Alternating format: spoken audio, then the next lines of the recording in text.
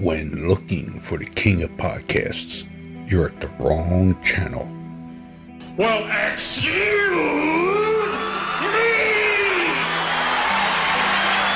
me! Looking for good ideas for life? You're far from good hands. Hey, bud, what's your problem? If you think the listener is always right, you're far from the right place. Out of order! Even in the future, nothing works! Hosted by a Northeasterner by birth, but a rebel by choice. Are you threatening me? If you want a host that floats between love and madness, and we know the night is always gonna be here anyway. Thinking of you's working up my appetite. Looking forward to a little afternoon delight. then play on and listen to Crazy Train Radio. All right, guys, listen to the blues riff and B. Watch me for the changes and try and keep up, okay?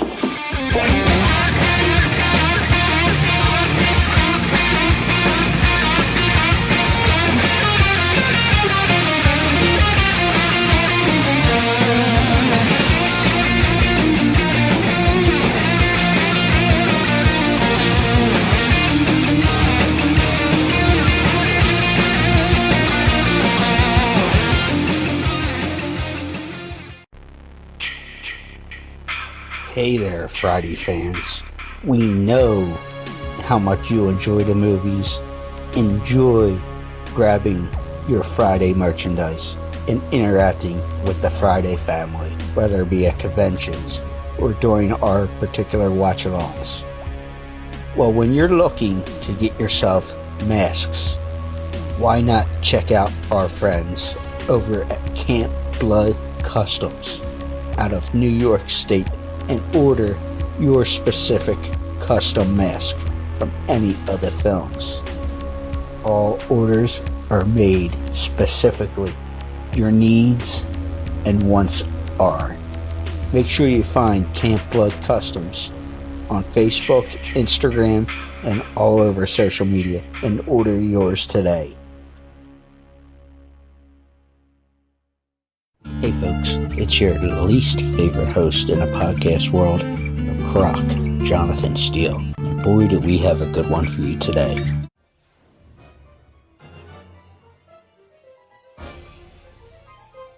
Hey y'all, this is Adam Marcus, writer and director of Jason Goes to Hell and Secret Santa, and you are taking a ride on Crazy Train Radio. Badass.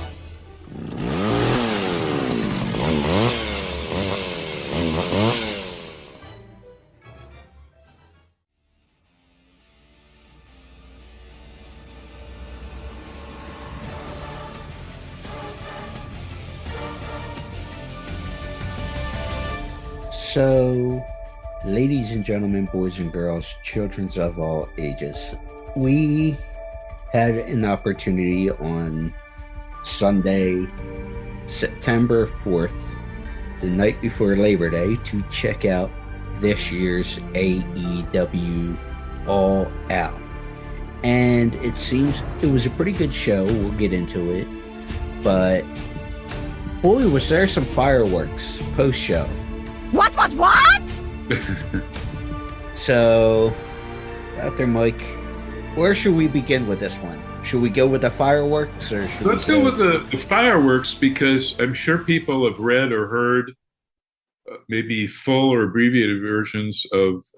You know what I like is Tony Khan, like Busted Open. They just don't know. You know, they're saying, oh, he's just like copying like boxing, legitimate sports, and MMA doing it. No, all the Japan promotions have scrums, post-fight scrums, and New Japan in particular, even when they tour in the U.S., the shows I shot, like all of the Santa Monica ones, the San Francisco ones, like the big, huge one, G1 special in San Francisco, Cow Palace, after each match, they would have each participant. Like, for example, at the Cow Palace, it was Kenny Omega and Cody did a press conference after their match. So it's like hard. You run from where you're taking pictures in the press area, because now New Japan's just like WWE and A&E. They only allow their in-house staff photographer ringside. You know, you can shoot with a big, huge, giant tripod like George Napolitano and I do from hard camera. I like getting I'm more a back. I mean, I like, obviously ringside through the ropes action, but if I can't get that, I favor the backstage stuff because I can get guys like Okada and some other stars. Like, well, say I get Okada and Omega to pose for me impromptu, whatever I want they were all in New Japan. But New Japan has those things. And so Tony Khan has this press conference, and you're never quite sure. Some of this based on reality, the CM Punk stuff. I'm assuming the stuff with Colt Cabana is all shoot because he was using the F word a lot. And if were you looking at Tony's face if you saw the, I don't know if did you just hear it or did you get to see like Tony making faces and stuff? I kind of was glancing at my phone as I was laying down the other night afterwards, trying to wind down and such. And I saw that AEW was doing the live feed of their media scrum. So I go ahead and click on it. And sure enough, Punk was going full blast. I caught on at the right time at the start of the press conference. But I do want to mention with that, because I'm sure people are going, well, what got things started for Punk to go from 0 to 100? And there was I'm trying to think how to pronounce her last name, Denise Zanardo, or she's a popular YouTuber or whatever that goes to different shows and is part of the scrum. Well, if you look at AEW's feed, he just going full tilt with guy from WrestleZone, Nick Hosselman. You know who I'm talking about, right? Yeah. Because Nick didn't even ask him the question. It was exactly agenda, and he just dove right into it. Where Denise's feed shows where things got started a couple seconds before. And Nick was first up to ask a question in which Punk goes, hey, do you do any stage shows anymore and whatnot? His stand up. Yeah. To which Nick responded, no, I don't. And who did you do them with? Well, Scott Colton, Colt Cabana. And that off goes Punk in his tirade, which is all over YouTube. So what's Denise's name again? That's on YouTube, Denise? I will, let me look it up so I give her proper credit. But you're saying because I didn't see that. Yeah. So he's asked him something prior that might have set the stuff in motion? No, it was on Denise's feed, which starts a few seconds before what the AEW feed was. They hit, whoever's, calling for, it's Denise Salcedo. I will send you a link to it. But it was whoever from their PR department had said, all right, Nick, you're going to start off and like you would at a press conference. And Nick, hey, I'm Nick, and I'm from, like you would do, you formally introduce yourself and all. And that's where Punk said, hey, before you ask your question, about the stage stuff and everything else. What is the wrestling reporter doing stand-up for anyway? I have no idea. Because I saw Colt do stuff with various, including one time opening for Mick Foley. So I didn't know he was working with non-wrestlers. Yeah.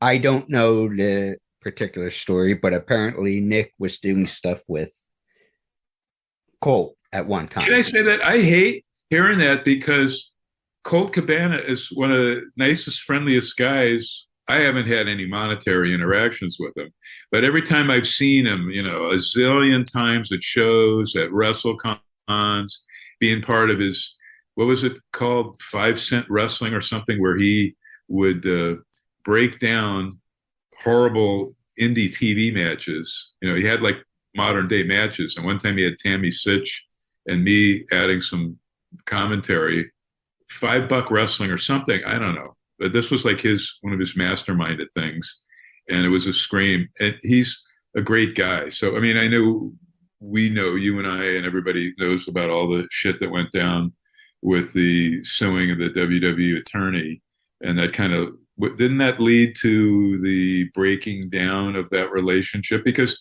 Punk, well, I'll shut up. We'll go further, because Punk, man, did he spew a lot of stuff in a short period of time. Yeah, to long story short, because we can spend hours talking about that topic, which is old news. But started with Colt's podcast. Punk was on talking about his experience after he had left. So sure enough, that led to the Dr. Eamon, I believe his name is. But Punk talks about his experience and some of the stuff he dealt with medically and concussion, and that system is back and just different things, which led to a lawsuit of the doctor suing both Colt and Punk. And then, they ended up breaking up, being Punk and Colt, because of coverage of legal fees, and there was a whole mess with it. So their friendship ended up breaking up, which is a shame. But we don't even know. This is the first time hearing that he was big time supporting Colt or Scott. Yeah. So that relationship broke down during the lawsuits and ended up suing each other, and that story is out there. So why did he not, when he first came to AEW a year ago, don't you think he would have worked that out with Tony Khan, the whole Colt already being there, Scott being there situation, and them working out how to coexist, however they were going to coexist? Because now we're hearing at Punk's request that Colt has been taken off of the Dark Order, and he's just going to be a Ring of Honor guy. But one would think in a civil, environment, and like Punk was saying the other night, it's, hey, I don't care where he works, where he sleeps, and obviously there was a lot of anger behind it. But like you just asked, I would think that would have been part of the conversations. Hey, you guys have this history. How can we deal with this civilly prior to coming in? And that could have been a pay-per-view match leading up to his getting the title match with Hangman Page. Can you imagine if they put that on one of their pay-per-views prior to putting the title on CM Punk, is having him against Colt Cabana, having it in Chicago where they're both from? I think that would be money, but not to happen. So yeah, because think about that. How many times were there real life situations throughout the history of the business, whether it be guys did with Kurt Angle and Jeff Jarrett? They did business together, and when Angle lost his wife to Karen Angle, and that's about as big. That sounds to me like it would be bigger dirt than whatever happened here. I don't know. But the other side of it, which I wasn't familiar with, and because obviously, and we'll get to the pay-per-view in a minute, folks, but he was talking about the EVPs and stuff like that, which, if you read stuff online, was referencing Hangman Page and stuff. And I don't remember this and tried to find it. Was apparently Hangman was saying stuff prior to Double or Nothing, leading to their title match. Do you remember what it was that? Well, they were in the ring. That's the argument. They were in the ring, whereas right before the paper or whatever it was a couple of weeks ago, when Punk all by himself, and Page is not, he was either not in the back, which I doubt. I think he was in the back, but he could not come out to defend himself. So Punk is supposed to be promoting his match with Moxley, but instead he's trashing Hangman Page in Hangman's own city and his hometown. And that made no sense to me. And it, the famous line for Bully Ray, it looked like CM Punk was doing business for himself there. That might not have been approved, or it might be shoot work like the MJF promo. Who knows if that was legit? I mean, I don't think Tony would have not signed off on it, not allowed MJF to go off on him, because he could have if it was legit shoot, he could have cut the thing and gone right straight to commercial, which is what they ended up doing when MJF was done. If you remember, with that promo, they went right to commercials. Yeah. But they allowed him to go until he had completed his promo. Now, the other side of this thing, before we get into the actual show, was, and if you want to believe what you read online and such, and I don't know, I can't speak to it, I wasn't there, but apparently after the scrum, when Punk had left, there was apparently some sort of altercation with like the Bucks and Omega and such with Punk. And maybe even, depending on what version you hear, that Ace Steel was possibly involved with that, because Ace's wife was supposedly keeping an eye on Punk's dog at the time. So Ace got involved because he didn't want his wife getting in the middle of this. So, well, I don't know all of what went down because I haven't gotten that far on this mess, this part of it. I don't know. I don't think you should do anything in wrestling that doesn't lead to money or drawing interest or drawing fan interest or to get ratings or pay-per-view money. You really shouldn't. Everybody's ultimate goal should be that. So I don't know, these little things, but there have been Meltzer, who's got to be the most trusted source. He and Mike Johnson, who came along, well after Meltzer was already established, have been saying there's, all of this negativity in the locker room and blah, blah, blah. I don't know. What do you believe, or what have you read to be like the most consistent story? What happened? How did that? What was the altercation? What led to it? Like Punk came out of the press conference, and was it primarily him and the Bucks initially getting into it, or was Omega primarily or secondarily involved in, say, a verbal disagreement that led to whatever? Well, what I've read, and some of it was from PW Insider, like you said, Mike Johnson's site and all, and because I like you said about reliable sources, but from what I had read, that seems the most consistent, and I'm taking it all with a grain of salt because we know how rumors go with wrestling on the internet. But it was Punk had made this statement during his, I wouldn't say fit, but while he was during the piss mode, talking about his issue with Scott and everything else like that, was if somebody's has an issue, being the EVPs or whatever the case is. And we should say what EVP is. Isn't that a different word for agent? Like, an agent for a particular match? Like, no. Say there would be no, is it somebody different?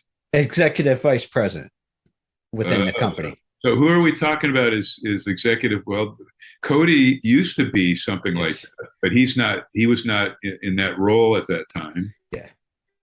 I don't believe. So that would be the Bucks, Omega, and I don't know if Paige had one. Okay. All right. I've been thinking agent where they're putting together the matches and stuff. Yeah. Like Arn was an agent for X amount of guys, from Mark Henry to all the way up to Moxley, when Moxley was still Dean Ambrose in WWF. Yeah. WWE. No, not that role. But aren't those figurehead positions anyway? How much? That's what I've heard recently, that Tony has taken more of the brass knucks of the company, obviously being the owner and handling creative He's the and lead such. Booker. I don't know if there's a booking committee. Who else books? Tony is unusual in that he is Vince-like, and like he's, the mammoth head booker, but does Tony have some underlings that are helping him book, or is it straight Tony? I think people bring stuff to Tony, but like you said, it's the buck stops with Tony. Huh. He formats the shows, and he, once And everything is ECW, good. you can tell he's bred on ECW. We know Yes. his dad took him to those shows when he was young, and Heyman often, but he didn't abuse the turning out the lights for a surprise, which usually involves Sabu in ECW's case. But here it often signals a debut or a return. In this case, at the Great Pay-Per-View Sunday, it was MJF's return. And I think that was the only lights out, lights on, lights out thing that happened. But Tony sometimes has used that a little too much. But hey, for a younger guy who, we've said this many times on your show, Crazy Train Radio, which I'm lucky enough to be on with you on, is that Tony has, I don't know. I usually bring this up because I see this guy. Hey, this guy's not just wealthy. Let's put that aside, but he has a heart. He is doing a product that he always thinks with the fans in mind. It's not like WWE, when Vince was there, was an audience of one. Everything had to please, King Henry VIII. And, the fans and the marks be damned. In this case, Tony is constantly thinking of the fans. I mean, how many times have we said, at least myself, I'm sure you, we don't fast forward any AEW. We don't fast forward to the good parts because everything is the good part. And I watch it live as it happens. Yeah. Because I don't want to miss a second of AEW anytime. Oh, sorry. Anyway, so that's the difference. But we got off the track there. But is this semi-shoot because Tony has done that before, the Bischoff WCW stuff, which he also watched, where, the Kevin Sullivan era, where people couldn't tell, okay, is this Pillman, Sullivan, Benoit work? Shoot, what the hell's going on here? Yeah.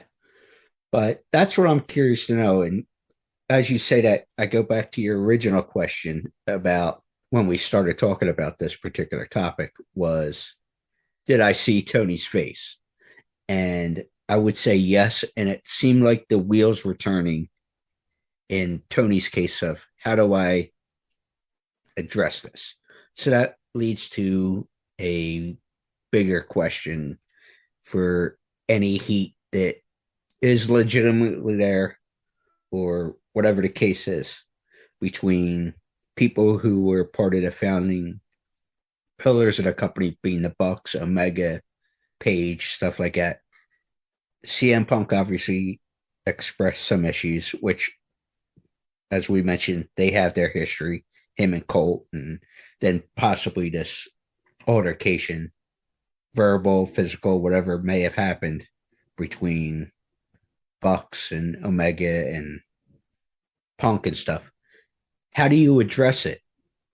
Because obviously you got TV tomorrow, and the machine keeps moving. So how do you try to address all parties? That's what Tony should be doing, is how can I monetize that? And I include that in ratings, and maybe announce we're going to have a live, and these guys will be shooting, they'll be talking for real, we're going to have them all seated, something like that, and you hype it for a couple of weeks, and you maybe have Punk on one side, and you have these guys that he allegedly or legitimately has heat with, Bucks, Omega, Page on the other side, maybe even Colt Cabana.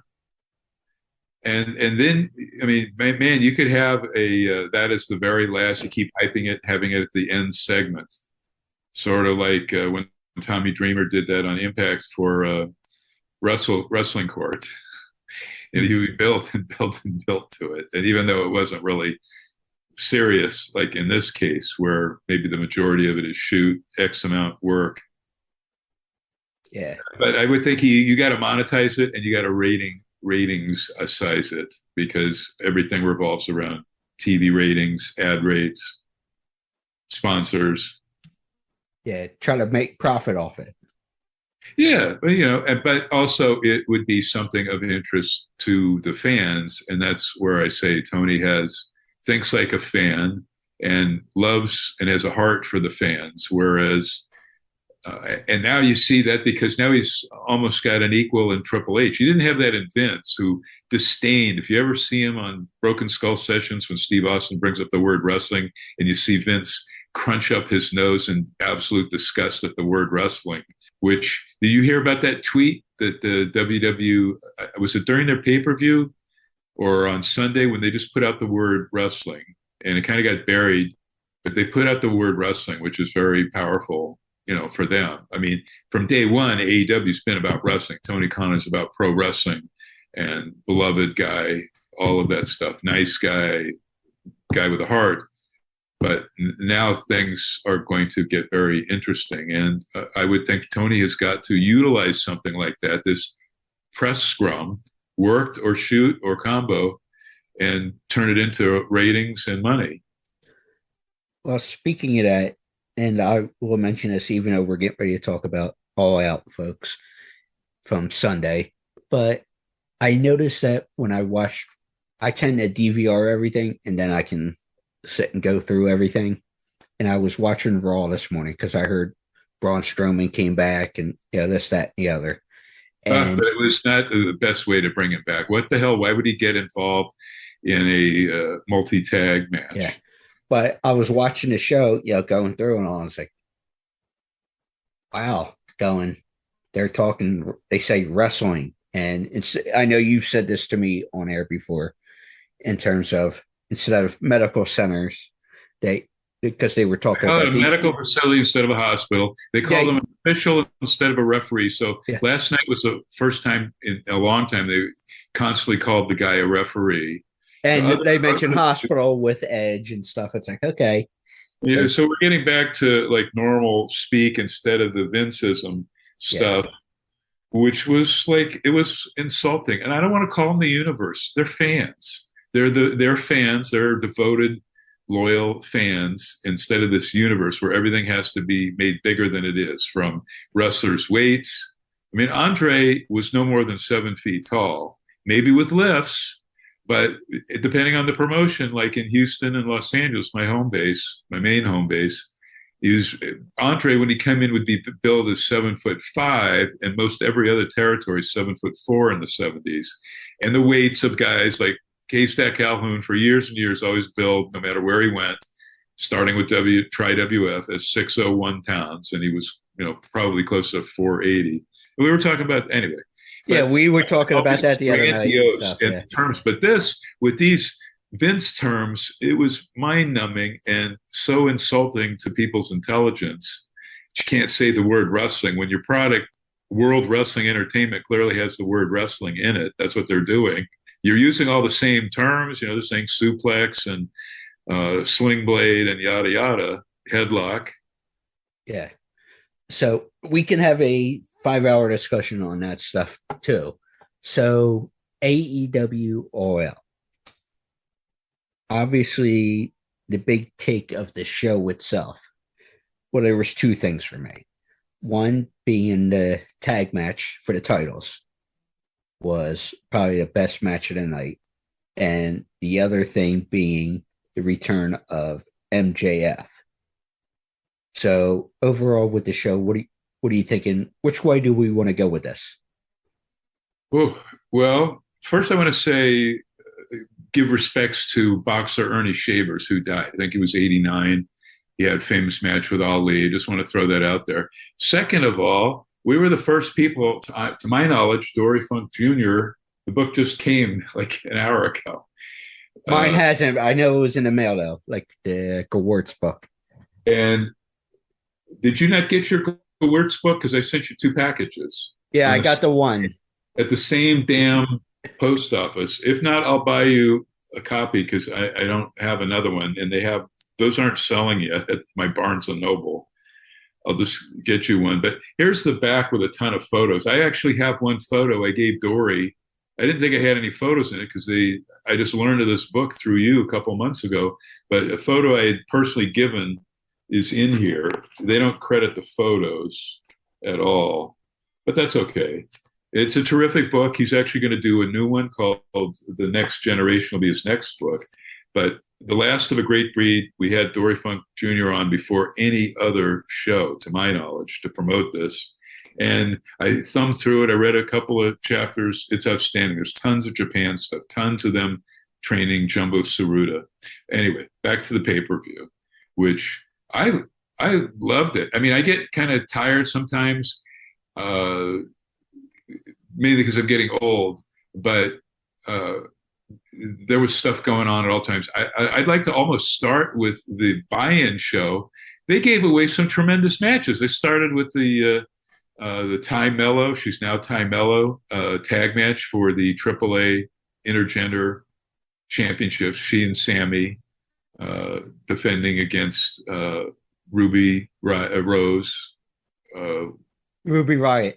Ruby Riott. Yeah, I get mixed up with her WWE and AEW names. And then from, what's his name? Hernandez. Yes. Newly shaved his head back again. He's always changing his hairstyle, like Terry Funk used to do in the 70s. I mean, you've got that. But Ishii against Eddie Kingston was off the charts. I couldn't believe they gave that match. They had like 4 matches, right? Yeah. 4 matches. It was nonstop. Like a lot of these WWE pay-per-views, they just have these boring panels. I don't want to hear that shit. Pardon my language. I want to see some stuff AEW delivered in that buy-in. And that Eddie Kingston match, I would have paid to see that match. That was a great match. There were 4 great matches in the buy-in. That was the best of the bunch, but they were all terrific. And I would have ordered the pay-per-view after seeing that Eddie Kingston. Man, and he won. He beat Ishii. Terrific. And Eddie hung with him. So I was very impressed. And I mean, AEW has it all over WWE in terms of great announcers. All these announcers are wrestling dyed in the wool. You don't have people brought in off the street from Sirius XM. And that guy's doing a good job on Raw. And, the other football guy doing color on SmackDown, it's fine. But AEW has, come on, there's no question of what they have in terms of Excalibur, Shivani, Jim Ross, when they bring in Steve Regal with Jericho and Taz. It doesn't get better than that for announcing. So they have everything going on. We said during the tag match, so now we're moving to the tag match. Not only was it the match of the night so far, but it's very unusual for the fans to turn on the face team and go, well, with the established face team, that being Keith Lee and Swerve, and going for the Acclaimed. And it was getting hot. The audience was making it a hotter match than it might have been on paper, to where those false finishes, and you thought, man, they're going to get the title tonight. And and then they went back to the fact that a few times since they started teaming and various battle royals and stuff, Keith Lee and Swerve have had issues. So they come back nicely. They plant a seed, and most all of the time, Tony returns to that seed. It may take a while, weeks and months, but that was what made that tag match great. The main event was fantastic, and then we have MJF on top of it.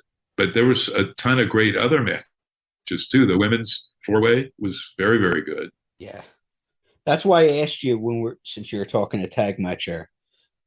I brought up about you shooting in Chicago, and the fan base hasn't always been like that. So, well, they love their history. There are a lot of cities: St. Louis, Memphis, obviously Chicago, San Francisco to an extent, and then in Canada, Montreal and Toronto are mega. And I'm not even including Japan, which is at the very top of that mountain in terms of the fans appreciating their history and being intense, but mega history fans. But in terms of vocal stuff, and Philly, I cannot leave out Philly or Boston, but particularly Philly, New York.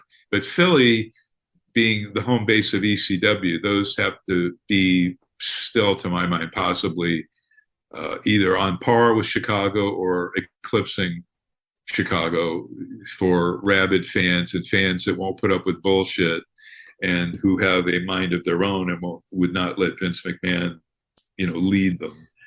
But Chicago and Philly are way up there. I mean, Philly, when I went and shot at the Philly Spectrum in the 70s for like Bruno Spiracerion, etc., Bruno George Steele, Bruno Tanaka, Bruno Killer Kowalski, they had, do you remember this? They had something over the ring, and I think it was for their hockey team, the Flyers, right? Isn't that true? Yeah.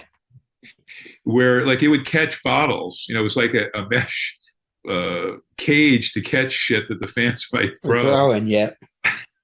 So they had that even in the 70s. So that tells you get some, this is passionate sports town here. This is a mega, not a Dodgers, oh, we have to leave in the 7th inning to beat the crowd getting out of the parking lot.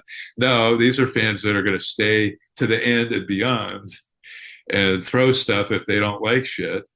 Mm-hmm. Chicago, maybe not that way physically, but certainly up there in spirit. I mean, I saw riots there. I told you, riots with Dick the Bruce and the Crusher. If stuff was not going their way, or if they were on defense. But there was even a riot when the Bruiser and the Crusher, and I was there, took 2 out of 3 falls, the AEW tax reps from Nick and Ray, Bockwinkel and Stevens. Mm-hmm. There was a riot even for that, and the babyfaces won. Sammy Guevara and his new wife, Tay Mello, brand new, that's her maiden name, defeated, I'm sorry, it wasn't Santana, my bad. It was Ortiz and Ruby Soho to retain the AAA mixed tag team titles. Buck defeated Angelo Parker of the Jericho Appreciation Society to retain Hook's FTW title. Pac, in a great match, better than I thought, defeated Kip Sabian, the paper-bagged, covered Kip Sabian to retain his All-Atlantic title. Eddie Kingston defeated Tomohiro Ishii. Incredible match with that New Japan superstar. Then the pay-per-view. The Joker, who until the very end remained the mystery, until he revealed himself to be MJF, won the Casino ladder match. This match was kind of thwarted, as Jonathan and I can talk about, to earn a shot at the AEW World title, because it was a great Casino ladder, sort of a gauntlet match up until that time when the folks came in there and got the Casino and just simply gave it to the Joker. The Elite defeated Hangman Page from the Dark Order to win the AEW World Trios titles. Jade Cargill defended her TBS title, defeating Athena, the former Ember Moon. And okay, we're back. I was just using the time to read the results, and I stopped at Wardlow. Let's see, Wardlow and FTR defeating Jay Lethal and the Motor City Machine Guns. How would you rate that match? Just that 6-man. I thought that was pretty well done. Obviously, there was a lot of storytelling there, and people will say what they want, but I got a kick out of including whose was it daughter that they were, who was a part of the pin? It was the other guy, not Cash Wheeler, but the other guy. Dax. Dax Harwood, his daughter, who had the shirt on that, fighting like a 6-year-old girl. That went back to one of his promos, and it was just very nicely done. They bring stuff home. Tony dots the I's, crosses the T's. And that's why I appreciated that they were trying to, tell that story fully. What did she do to it's Sanjay Dutt? Didn't she kick him in the balls or something, or did she stand on top of him to get a second pin? I believe so, yeah. She kicked him, then was part of it. If I remember that correctly. Wasn't that what Braun Strowman did when he picked a young kid out of the audience who was older than the daughter here? She's only 6. Yeah, this kid was like 11 at WrestleMania that you're talking about. And they won the tag titles, right? Exactly. I would do that with Mr. Brody Lee's son, who will be a wrestler someday. No doubt about it. Exactly. And I brought this up during the show, but it was not to be. They ended up doing it at All Out. I want to go back to the Casino Battle Royal, where things went kind of with the ending and stuff. Because it was a good match. We all enjoyed it up until that point. Yeah. But does that change your opinion that they used it to reintroduce MJF? No, it was creative because we've never seen anything like that. So you have to look at maybe the bigger picture. Yeah, I was sort of upset that they kind of messed with what could have been a great match because it kind of just there was more guys to come out, I believe. Yeah. Not all of them had come out. Maybe I'm wrong. There was supposed to have been what, 8, 9, 10 guys total. It was the tail end of the match when it. Yeah, it was a tail end, but I mean, it could have gone on and it could have been better. But that's the dotting the i's, crossing the t's. The Joker wins, and I bet many others thought like me. I don't know if you thought like me. I thought, they're not going to reveal who the Joker is until TV. You'll have to stay tuned. But they did it at the end of the pay-per-view, which was an even better way to put a bow on that package. Yeah. So fast forward there to the main event, Mox and Punk. And obviously, we were talking about Punk earlier from the media scrum and stuff. What were your thoughts on the match? I thought it was pretty hard hitting. It was hard hitting, even though he sold the supposedly injured leg at times. There wasn't enough selling, and it was very hard to believe this guy who just got destroyed however many days ago, 9-10 days ago on Dynamite, and lost his title. The shortest amount of time anyone's lost an AEW title, or at least a world title. Maybe not when Hook took his own TBS title, or his FTW, the Fuck the World title. It's his own father's belt. His dad is very proud of him, not so much the title, but just what Hook is able to do in the ring. He's sensational. He's just, calling him the Jimmy Dean or James Dean of 2022 isn't even doing this kid justice. This guy's going to be heartthrob. I emailed Taz. I can see soon when it'll be like Tom Jones, my era, late 60s, when the female fans are throwing their panties at Hook, taking off their panties and actually throwing them at him when he's going down the aisle or something. That's what's next. But so CM Punk didn't seem to be selling it too much, which made my suspension of disbelief a little bit harder, but much better for the match, because then you could just focus on, okay, these guys are beating the shit out of each other and stuff is happening and false finishes and a lot of excitement and a lot of brawling. They're both very good. You don't see light in their punches, whereas some guys just are not effective punchers, and then others are honorary winners of the Bruiser Brody Brawling Award, like Mick Foley, where the stuff is always believable, and it is with these guys. So I really enjoyed the match. That was a very close second to the tag match, which I really loved. The AEW World Tag Title match, even though because that match got cooking because of the fans. They were just so into the Acclaimed. That the Keith Lee and Swerve were like turned heel by the fans. They just went with it, which is the way it should be. Listen to the audience. Maybe they didn't predict that in the booking. Who did you think was? I think it was pretty evenly divided. I don't think Punk and Moxley. I think it was like 50-50 in terms of fan support. Did you get that thought? Yeah, I did. Even in Chicago, which is Punk's hometown, Moxley got an equal amount of stuff. I don't think the audience would have been unhappy if Moxley won, but it was fairly obvious to us. I mean, you can't have Punk lose again because he was, the biggest, whatever, free agent brought in. And, but, Moxley didn't look any the weaker. He didn't lose any steam or anything like that. They could easily, can you see them having another pay-per-view match, or should they go, because of the press scrum, to maybe Moxley with somebody else, like MJF, obviously, and now Hangman Page, possibly with the Bucks in his corner against CM Punk? That would seem to be a 1-2 punch for their next pay-per-view for me. Yeah, as far as Mox and Punk, it's one of those, it feels like, all right, let's give it some time to breathe and possibly go that route or a different direction with both guys and come back for a part 3. Right, because back to the press scrum, maybe you can tell our audience, what did CM Punk say about MJF? Because he was semi-trashing him without naming him. It's like, why do I have to wrestle this jabron again type thing?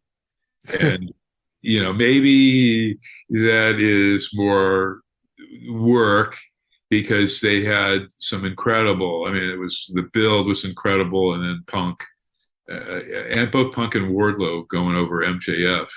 MJF is tremendous, and you have to say this about CM Punk. I was thinking, watching the pay-per-view and talking with you and Evan about it when it was going on, and your friend Mark, etc., that these guys, from Christian helping Jungle Boy to all the stuff that Moxley's helped, these veterans, Jericho's helped everybody on the planet in that company. Now he's doing it with the Jericho Appreciation Society. I mean, look at what Jericho's just done with Daniel Garcia. It's turned him into a superstar. Before our eyes, he helped Orange Cassidy get some credibility.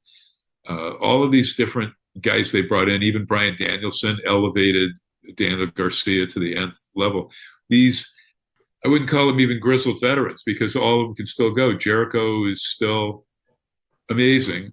They're all helping these guys. And so, but it's a little different because Moxley, I would almost say CM Punk and Moxley have been wrestling approximately the same amount of time, or Moxley just a little bit less because Moxley was on the indies forever. Yeah.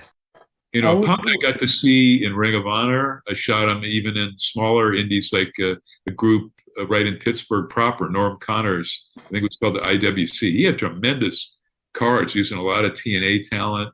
And CM Punk had, a match. I saw a 45-minute and an hour match, CM Punk and Chris Hero on a Norm Connors Pittsburgh show. Tremendous stuff. But to answer your question there, I would think guys like Jericho and what you were just describing there. Jericho, Christian, Brian Danielson. With the younger guys reminded me of a quote that I heard Terry Funk say in terms of there was a certain point that he goes, if I want to leave a business behind, I got to help these younger guys. And he was talking about that early 90s, give or take, ECW era. When he was coming in there, he goes, hey, I think I could do something with him. I think I could do something there. And he goes, I want to be able to leave something behind by helping this next generation learn. Because if that previous generation don't, and it's not like there's the territories anymore where you can go and learn different areas. If the vets like a Jericho, a Christian, etc., a Mox, don't pass on any knowledge, where's the business going to go? Because you can only watch so much tape, and it's not the same that the generation you grew up on, or even what I saw the tail end of. Terry Funk is unusual in that regard because everything from him is total love of the business, 100% heart, and wanting to help each succeeding generation, whether it's him with Tommy Dreamer. But I mean, I saw Terry Funk elevate Eddie Gilbert, and later the biggest Terry Funk mark in the world, Chris Candido, who he gave a pair of his tights to, and Chris wore those until they wore out and until he passed away. The long johns. Chris Candido never had worn long johns before, just straight, short trunks.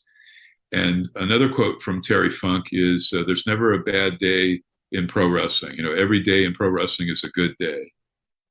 And that's straight from Terry Funk, right out of his mouth. So you don't really see that. You see guys like Dory Jr. again, who give.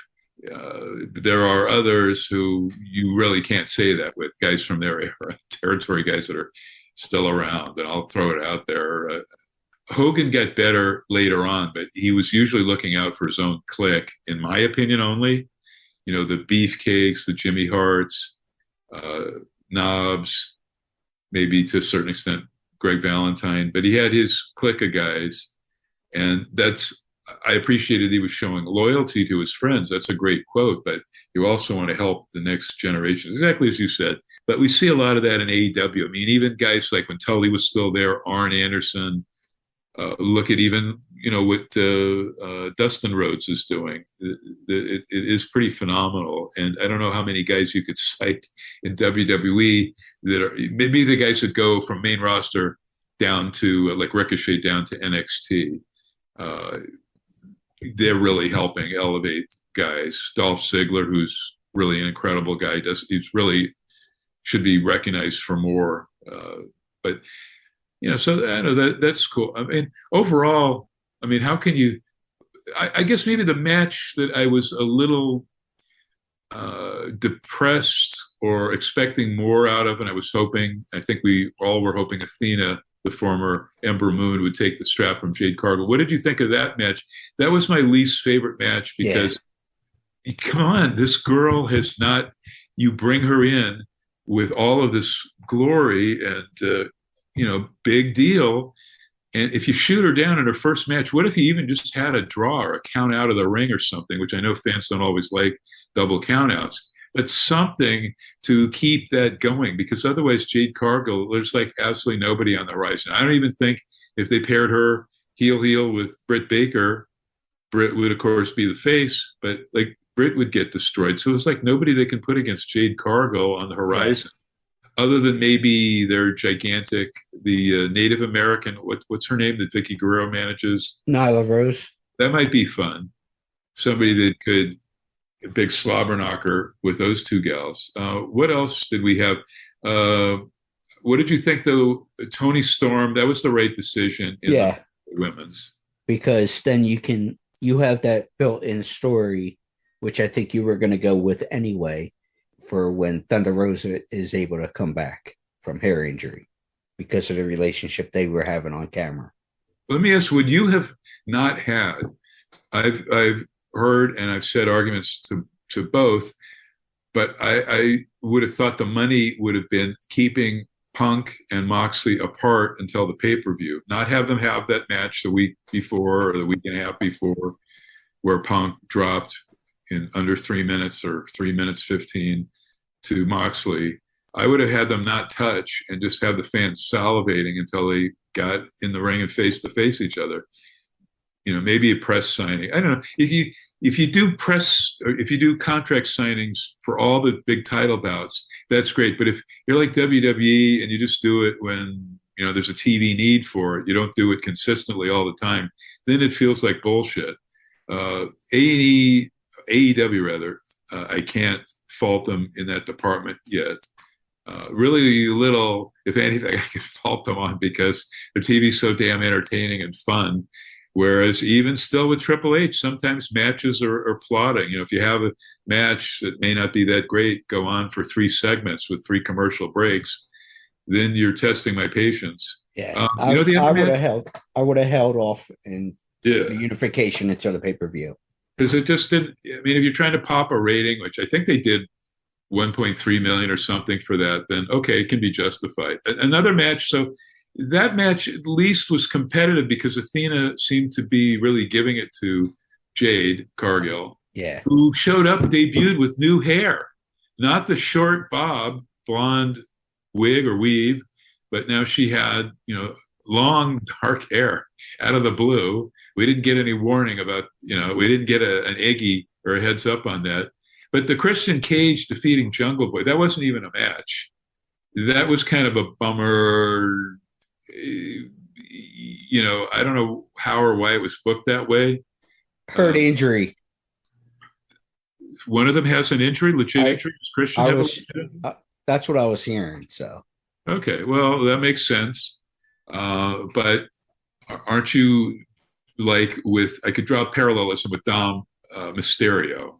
That obviously Mysterio is not really his real last name, but turning the boy into a man. Okay, Jungle Boy is turning into Jungle Man.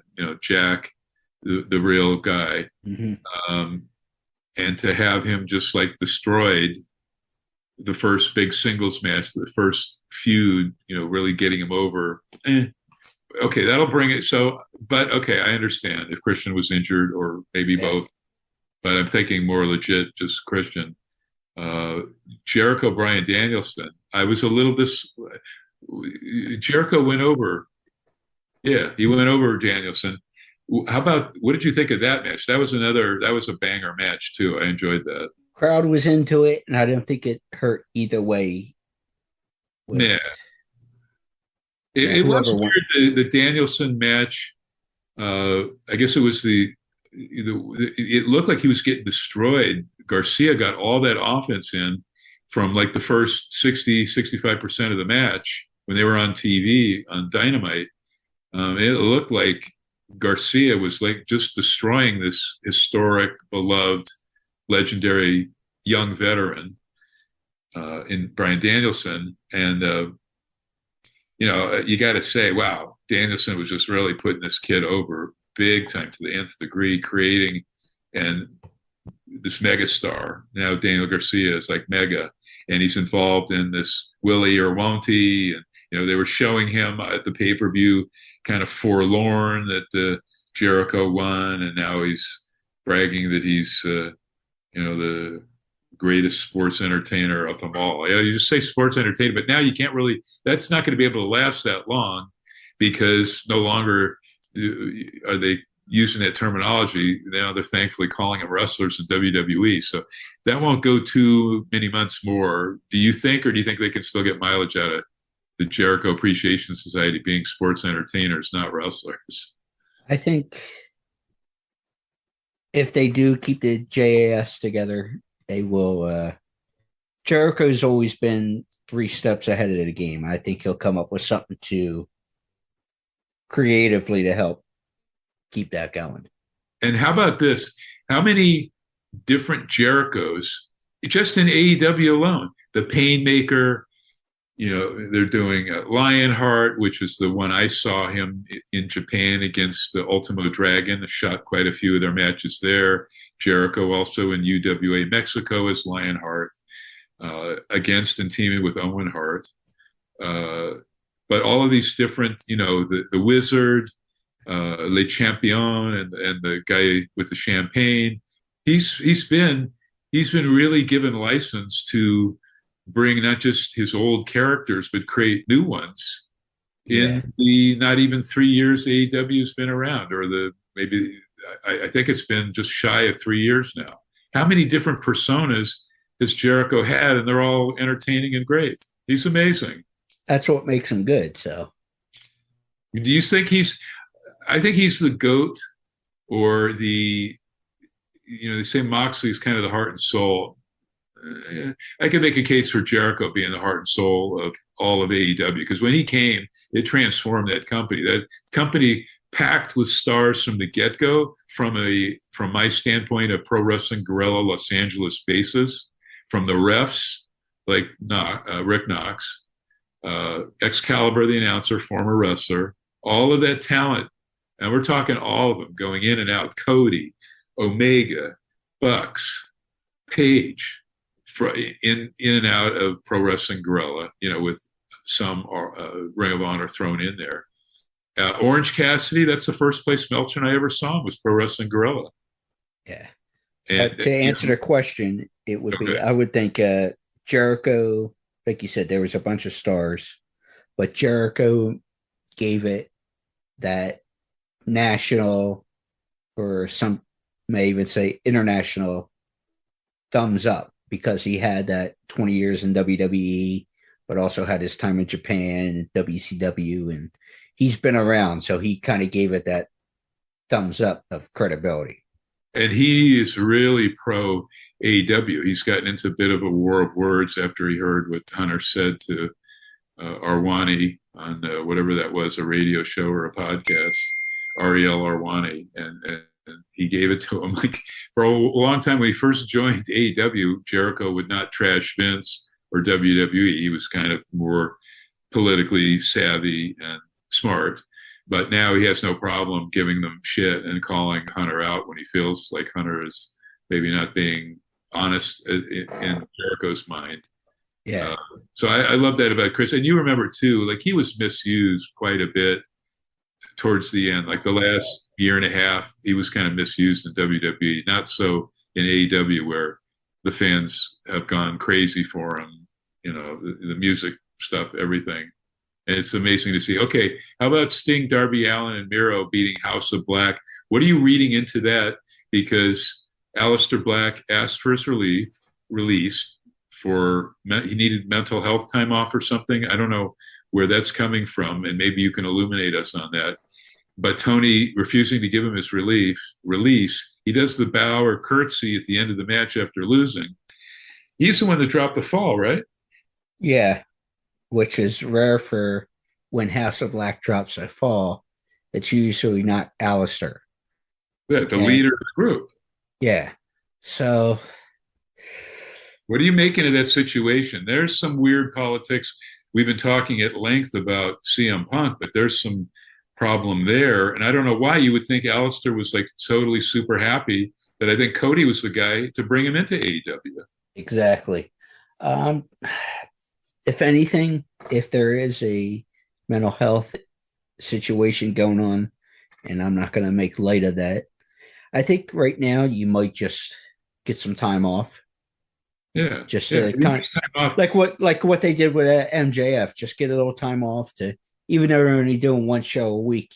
When you think about it, it's 3 days because you travel in, show day, then travel out. So, yeah, maybe some time off might make things work out for him. But do we know the MJF stuff? Wasn't that still a debate over? He was getting the money he wanted, but he didn't want to sign long term, and that was more the issue than any other potential reason to keep him off TV all this time. Yeah. So he was earning a paycheck too. But Black, I haven't heard him being unhappy at all because he has his best friend, legit, Brody King there, and the two, with Buddy, he really hit it off in that series on WW. Wasn't it SmackDown? Was it SmackDown or Raw? I believe so. Incredible match. Those are the best matches probably the last 3-4 years in Raw and SmackDown. Consistent matches. Those guys had incredible bouts, which is, you can't always say that about WWE product. You can say that about pay-per-views and house shows, but sometimes the TV, the matches are either overproduced or lacking in some way I can't put a finger on. Yeah. Because in AEW, and the other thing about AEW too, that Hunter has a ways to catch up on, but he's trying, is everybody and every match, that every person matters, from the lowest guys on the totem pole. Like the Attitude Era, pretty much, where everybody had something. Yeah, it's amazing. I mean, but some of these guys that are on these long-term contracts that you only see on Dark and Elevation, like Sonny Kiss, or there's some women that have not been on TV. The one doing the horror gimmick, what's her name? Abaddon? Yeah. She hasn't been on TV, and the last time she was on TV, she hadn't been on way over a year. And then they bring her on for a couple of shows. She has a great match with Britt Baker, where Baker had to play face. And then she's gone again for well over a year, way over a year. But she's dropped some pictures. She's changed her look. Have you seen some of those pictures? Where I have not. She looks pretty cute. She doesn't look like total monster you would not want to go out with if you were a dude, or whatever your predilection. But it's not somebody you would be like physically attracted to. And now she put out some stuff. She's still wearing the crazy contacts, but she looks pretty presentable, shall we say? Yeah, and more feminine. And I was kind of surprised. So, but give these people some TV. It's very hard because Tony's top show is 2 hours compared to Raw with 3. And, but they are doing something smart if people have the time with those online only shows. Go to YouTube, YouTube/AEW to watch Dark and Elevation. Those are TV shows in their own right. Like Paul White calls one, and is Mark Henry on the call on the other one? I believe so, yeah. Yeah, so people should be watching, all of that. But that helps. But most people, I think, are just tuned to TBS and TNT, and they may go, geez, where is this person I haven't seen in a year? And they're there. They're just kind of in the background. It's hard. Everybody deserves TV time and a backstory. And but what a roster! That roster is like second to none. It is killer. You talk about, okay, New Japan has an incredible roster for them, but AEW, with people coming in, just really. Ishii wasn't really like advertised. The guy has a killer match. It was absolutely incredible. And on the free show. Yep. I still can't get over that. Those great matches. And all 4 of them were great. The Hook match was great. The Pac match was great. Obviously, the tag. Anytime you get Ty Mello and Sammy, you're going to be entertained. So, to put a bow on this, what's next, do you think? Well, that's what I think is the next. You have two good programs. You have, the manufactured CM Punk and MJF, that's straight pure wrestling booking with a little shoot thrown in. And then you may have like nearly 90% shoot in, say, Punk starting off with Hangman Page, going back to that, battling in a non-title situation for both sort of a grudge, battle of words. Maybe have I wouldn't call it a battle wrap-off, but have a battle of words leading into their match, where they can both trash each other on TV big time and bring up some shoot stuff. And maybe have Colt Cabana as the ref for the first one. There you go. That would be fun. You have a lot of stuff. You have the potential breakup of the former tag champions, and I'm sure they need to have a title rematch, maybe where the Acclaim could beat them. They're coming to New York. They're coming to Arthur Ashe.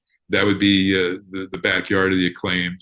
Have it there. Have the place go bananas. Have it look great on TV.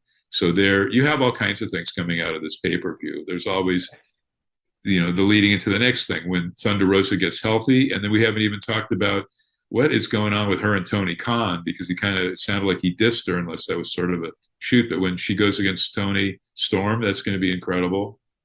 International superstar for people that don't know. Go back and look at the stuff Tony Storm's been doing for years. Yeah. In Japan even. And I guess that would be, if someone had to say, gee, is there a successor to All Japan Women? It's Rossi Ogawa's Stardom, which is where all of these talents, Io Shirai and, Asuka and Tony Storm, and even Bea Priestley, who is the spouse of Will Ospreay, she had some incredible matches in Stardom. And it's a shame. I guess she hurt somebody, so they won't bring her back to AEW. I think she hurt Britt Baker. Yeah. And sadly, we won't see Bea Priestley, who's one of the top women internationally, back, as we should. But, you got a plethora of incredible Japanese women alone on the roster. I'd like to see some more stuff with Nyla Rose. Where don't you think they could position? Well, I would turn her face, take Vicky off her for a time being, or maybe have heel against Jade Cargill. I think that could sell some tickets. And why not? I mean, have them beat the shit out of each other, and Nyla is the more experienced, so I'm sure she could carry Jade to an acceptable or great match. You go, where does Sting and Darby go here? Like, if Miro, I can't remember. Did Miro get the pin on Alistair? I don't remember off the top of my head. But where do you see Darby and we saw Pac diss Juice, Orange Cassidy, but they're going to have a match, obviously. Yeah. They'll still have a match, even though Pac will go in it grudgingly. Is Pac a heel or a face? It's hard to tell sometimes. Yeah, exactly. With the Lucha Bros, they're incredibly over, but at times he can act very heelish. Yeah, and that I've heard that about his actual personality, but he's so chill and stuff backstage. I took a ton of pictures in, like, it wasn't really even for the press so much. At WrestleMania 2015, him and Kevin, then he was still Steen. I think he was, I don't even know if he debuted on the NXT roster, but Kevin Steen, Pac, with Shawn Michaels in this area where it's like the WWE press lady, and Jerry Briscoe's roaming around eating and having soft drink, etc. And but Pac was so chill and loves, like, William Steve Regal or any of the British guys. Sheamus, when you talk about classic 70s British wrestling, Pac loved talking about Adrian Street and Mick McManus and Jackie Paulo Sr. and Jr. and Kendo Nagasaki, all these, British guys, Heart of Giant Haystacks and all this stuff. So I don't know. Maybe you've heard that about Pac. The Pac I've seen backstage, on the buses and all that stuff, has been a pretty chill guy who just loves talking about wrestling history. So And maybe it's who gets around him. Well, Dr. Mike, thank you so much. And again, don't forget the Dory Funk Jr. book. I guess they want you to go. That's what Marty said. Go right on Amazon. Last of a Great Breed.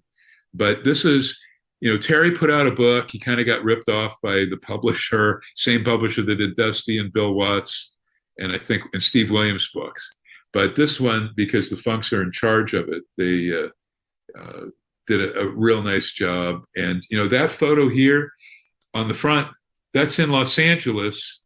Not my shot, but it's Theo Ehret's shot in the dressing room of the Olympic Auditorium. Dory Funk Sr. on the far right, Terry and Dory Jr. then NWA champ. That's 69, a couple of months after he won the strap from Kanifsky.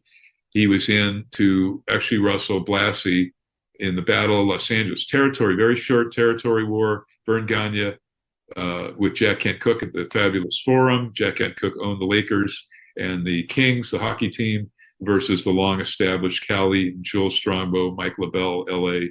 NWA office. So anyway, but always a pleasure and a lot of fun with you, and thanks for everything. And I enjoyed it. I give it a wholehearted thumbs up. Everybody should, if they've not ordered All Out, go check it out. And their TV Wednesday and Friday, Dynamite and Rampage, and the internet stuff as well. Dark and Elevation.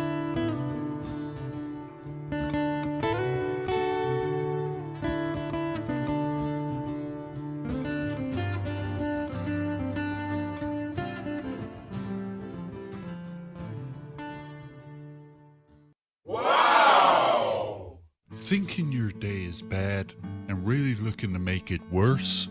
Why not try downloading this new classic set of music that will be dropping so far off the charts, there's bound to be injuries.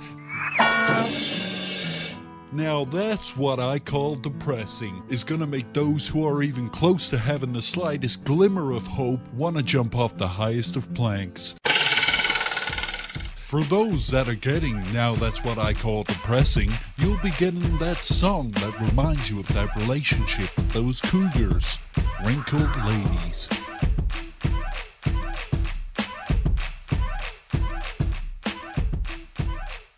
For those who weren't really into cougars, but those who had that special friend whilst in Cell Block 2B, we got for you this clusterfuck that will put you in therapy for years to come. With cheeks wide open.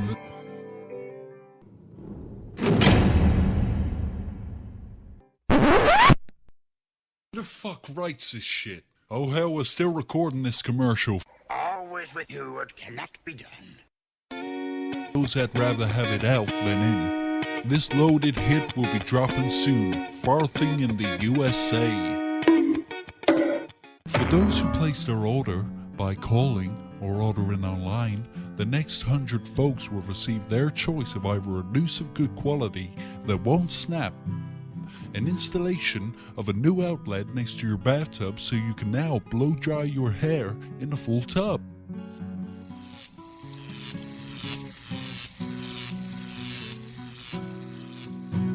Or the choice of the right gang to just beat the fuck out of you. Call us today at 1-800-FUCK-THIS.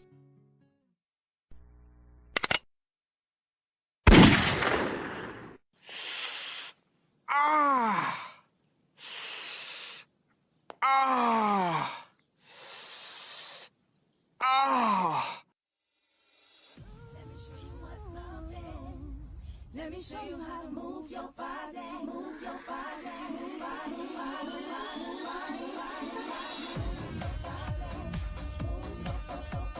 Hey guys, it's Candace Michelle, and I'm so excited to be a part of Crazy Train Radio. I hope you guys tune in to this live interview.